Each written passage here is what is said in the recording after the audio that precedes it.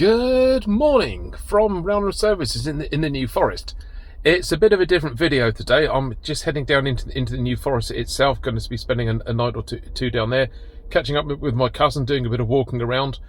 For once, I'm staying on a campsite. I didn't really feel like the idea of wild camping particularly appealed down in the New Forest. A, because it's illegal, and I didn't want to get a knock on the door at 2 o'clock in the morning asking me to move on.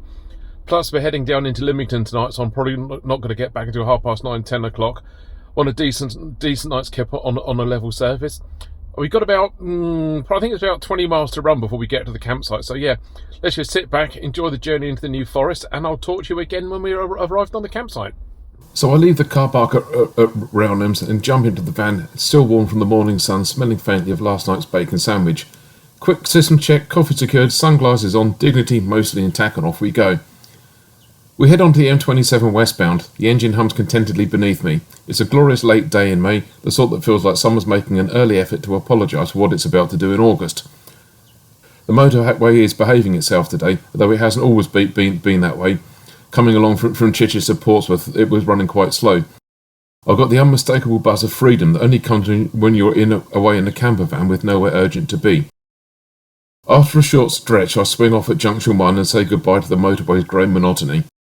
The road begins to narrow as I join the A337, and just like that, the scenery changes its mood. Head roads lean in closer, trees begin to look older and wiser. You can almost hear them muttering, you've made it, you're almost here. This is where the New Forest starts to flirt with you. Every now and then the road dips and rises like it's stretching its limbs after a long winter nap. The Ford Transit camper van rolls on, happy as a dog off the lead. Passing through Cadnam and then swinging through Ashurst, I start to see signs of forest life, literally. And then, just around the bend, Lyndhurst appears. Not with a fanfare, but with a quiet confidence that comes from knowing that it's the heart of the New Forest. Red brick buildings, timber frame shops, a modest bundle of walkers and cyclists, and a place that says welcome, but also, mind out for the one-way system. I guide the van carefully into the village. We drive through the village and I head off for the final stretch towards Brockenhurst and Hollands Wood Campsite. It's only a stone's throw to the campsite from here, but as with all things in the New Forest, it's less about the distance and more about the mood.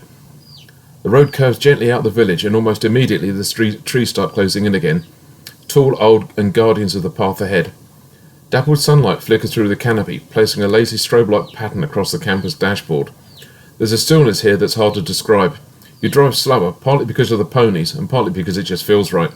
And yes, the ponies are back, this time with donkeys too. Shortly I spot the familiar signs to Hollands Wood Campsite. It's not flashy, but it doesn't need to be. A turn off the road and suddenly you're in, and I mean really in. Forest floor under your wheels, tall oaks overhead, and the sense of other trees coming in through the window. There's no reception bell here, just birdsong, and the distant sound of someone hammering in a tent peg with more enthusiasm than they have skill. I pull up at reception, cut the engine and sit for a moment.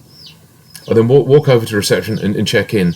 I have to pay £5 for an early check-in fee, but to me that's nothing. It's worth it just to be here a little early.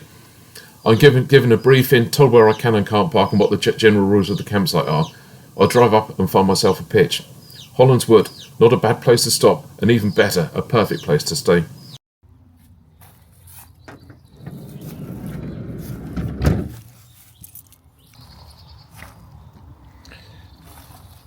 So let's do a quick campsite tour and see what's going on. It's been a long time since I've been here, but let's have a look around. There are 3 shower blocks here. Only one of them's open at the moment, which is the main one, like halfway down the site. I should have thought of that when I pitched up. Over here we have. That's one of the shower blocks. That's the one that's not currently open. Walking through the forest and down through the campsite. Let's head off to the shower block that is open and see what the facilities are like down there. I just can't believe how quiet it is here at the moment. I've stayed here in the middle of summer before on an August bank holiday weekend, and the place was packed to the absolute rafters. You couldn't have pitched up anywhere. This is a Wednesday, just before the May half term. I would honestly say I dealt with the sites in 8/8 full. Yeah, there's plenty of room here. Really, really nice and quiet. Really, really nice atmosphere and a really, really nice vibe. This is like the main tarmac road that runs from one end of the campsite to the other. Yeah, not nice and wide. You can get any size motorhome through here. Again, 3 o'clock on a Wednesday afternoon, nice and quiet, nice and still. You could hear a pin drop. Yeah, I got here, pitched up, went for a bit of a walk, came back, made myself some lunch, had a bit of an afternoon snooze before I go out this evening. You might hear a little bit of road noise. That's coming from our right. There's the main road that runs from Lyndhurst into Brockenhurst. Some people say that it's a bit noisy in the evenings. I've never really noticed it on all the times I've stayed here. Yeah, if you bought your dog, there's even a dog wash here. Wow. Let's have a look at the shower block.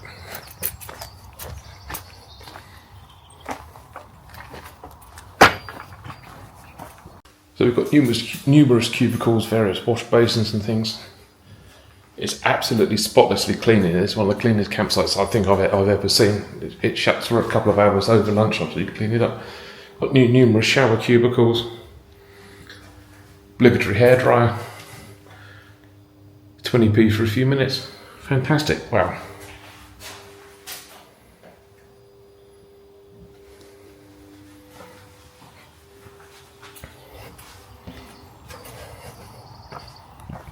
Coming out the shower block.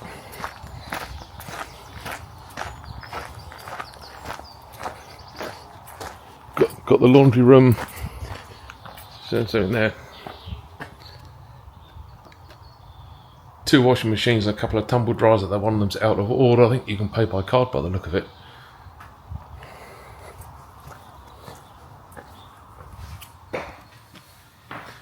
And then you've got the washing up area. Lights have just come on, so everything's on a timer. Fantastic. Wow. Amazingly clean and nice and quiet. There are recycle points all over the campsite. They like to recycle as much as they can here.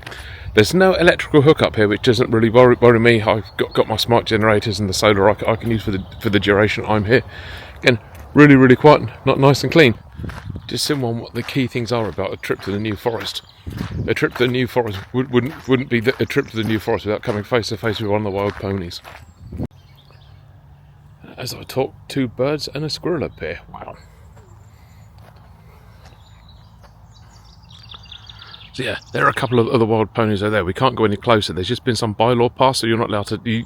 It wasn't in the past. It wasn't recommended that you touch them. Certainly didn't feed them, as it encouraged them to stay. But like feeding the bears in Jellystone Park, you don't feed Yogi and Boo Boo because they will nick your picnic baskets. But yeah, there are a couple of New Forest wild ponies over there. And there are a couple more on what looks like one of this year's foals. Bringing them in a bit closer. Shh, don't disturb them. Nice.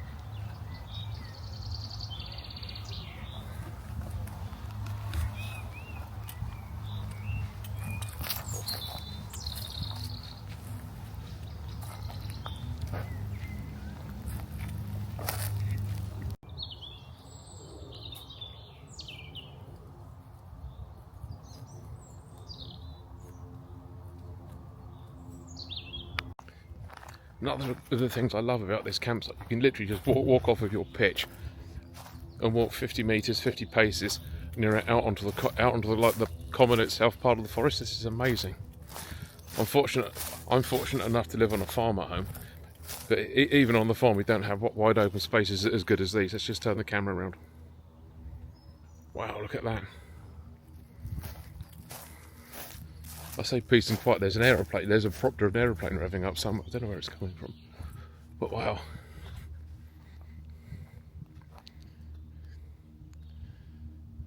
Just look at that. Incredible. Just on my way back to the van now. Not sure if I'm going to put the blackout blind over the windscreen or not. To be honest, I don't really think I need it. The blinds on the bulkhead and the window should be enough to keep the daylight out tomorrow. Plus I need to wake up fairly early anyway. I really want to be off the campsite by about 9:30 at the absolute latest, because I need to get back up towards Surrey to do the lamb feeding for lunchtime. Here it is. Here's Vera the camper van, actually out on a campsite for once. I think that looks level like that. I've got the levelling ramps with me. Don't really think I'm going to need them. I'm going to go back to the van. I'm going to get cleaned up, get freshened up. Then I'm going to walk into Brockenhurst. Then I'm going to get the train down into Lymington and meet my cousin later on for dinner. A few moments later. Before I head out for the evening, I'll make my bed up, so when I get back, which will probably be quite late, about 10:30, which is late by campsite standards, everything's all ready to go, so I can just settle down and go to sleep, or maybe, make myself a hot chocolate or something, then head off to bed. Right, that's been in the shower, freshened up, hair still refuses to behave. Let's head off into town, go into Brockenhurst, and get the train down into Lymington. See you later, bye! After a quick freshen up in the shower, I just decide to leave the camper van on the campsite and I head down into Brockenhurst.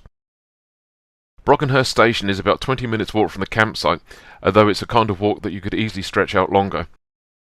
At Brockenhurst station, I buy a one-way ticket to Lymington town, £3.80 and £3.80 well spent. The train was virtually empty and it glided down into Lymington town in just over 10 minutes, arriving on time. Lymington itself is a gem, a harbour town with salt in its bones and yachts in its bloodstream. The high street tumbles gently uphill from the station, lined with Georgian buildings, independent shops and the occasional smell of freshly baked bread or fish and chips, depending on which way the wind is blowing. Lymington has history. It was once a thriving port for salt production and shipbuilding. Lymington played a big role in smuggling during the 18th century, and although everyone's very respectful about it now, the town even used to build warships for the Royal Navy once upon a time. The harbour itself is picture perfect. Boats bob lazily, seagulls soar overhead, and someone nearby pouring a pint with exactly the right amount of head. Lymington Harbour is the sort of place that seems to have fallen out of a seaside postcard, a mix of leisure and legacy. There are a lot of expensive boats here. Traditional fishing boats bob beside them like old pub regulars, worn around the edges but full of stories. The scent in the air is part salt, part seaweed, and partly something fried that was making me feel incredibly hungry. There's a long low quay, lined with weathered brick and iron moorings.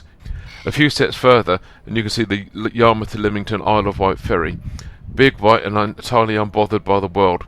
It glides in and out of the harbour like clockwork, carrying cars, walkers and cyclists and the occasional bemused dog over to the Isle of Wight just across the Solent. It's a short hop over there, just over half an hour, but the ferry would feel it's like a portal to another way of life. You watch it leave and for a moment considering jumping aboard yourself. Not out of necessity, but because on a warm sunny day like this, why would you not want to sail off to an island? Back on dry land and in the evening sun, the harbour buzzes with a quiet energy, nothing frantic, just the soft rhythm of coastal life. Sailors sorting ropes, seagulls giving their opinions, people sitting with coffee watching the tide and thinking about going for a swim. By 10 o'clock I head back into town, my cousin drops me off at the campsite and I go to bed, really tired, all set for the journey home the following day. 6.5 hours later. So I just got back to the campsite. It's just gone 9 o'clock at night. It's really peaceful. It's just getting dark. I'm going to get my head down. I'm going to read for about an hour. Then I'm going to go to bed. Night. See you tomorrow.